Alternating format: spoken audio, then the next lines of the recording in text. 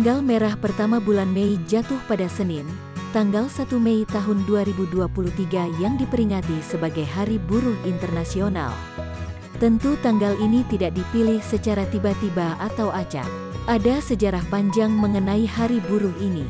Hari Buruh Internasional atau disebut juga May Day ditetapkan untuk memperingati perjuangan bersejarah yang dilakukan oleh pekerja dan gerakan buruh di banyak negara pada tanggal 1 Mei. Dikutip dari laman pemerintah kota Surakarta, sebelum abad ke-19, istilah May Day merujuk pada perayaan pergantian musim ke musim semi, spring, di Amerika Serikat.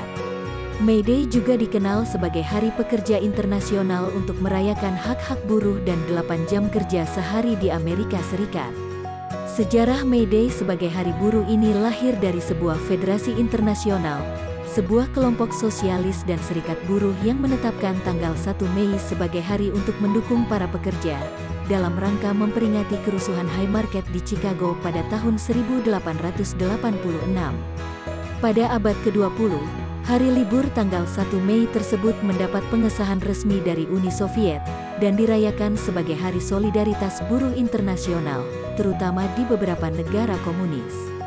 Namun begitu, Amerika Serikat tidak merayakan Hari Buruh pada tanggal 1 Mei tapi pada hari Senin pertama bulan September, tanggal 1 Mei adalah Hari Loyalitas, hari libur resmi tetapi tidak diakui secara luas di Amerika Serikat.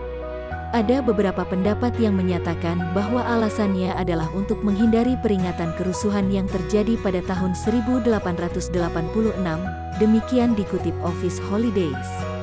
Di Indonesia, baru pada masa reformasi, Hari Buruh kembali rutin dirayakan di banyak kota, dan mengusung berbagai tuntutan mulai dari kesejahteraan hingga penghapusan sistem alih daya.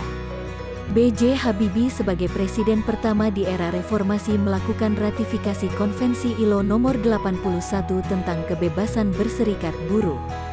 Pada tanggal 1 Mei tahun 2013, terjadi peristiwa sejarah Hari Buruh yang penting di Indonesia.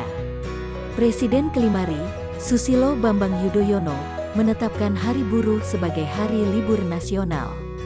Dari tahun ke tahun, tanggal 1 Mei selalu menjadi ajang buruh untuk menuntut hak-haknya, mulai dari upah yang pembayarannya tertunda, jam kerja dan upah yang layak, hak cuti hamil, hak cuti haid, hingga tunjangan hari raya, THR, yang bisa kita nikmati hingga saat ini.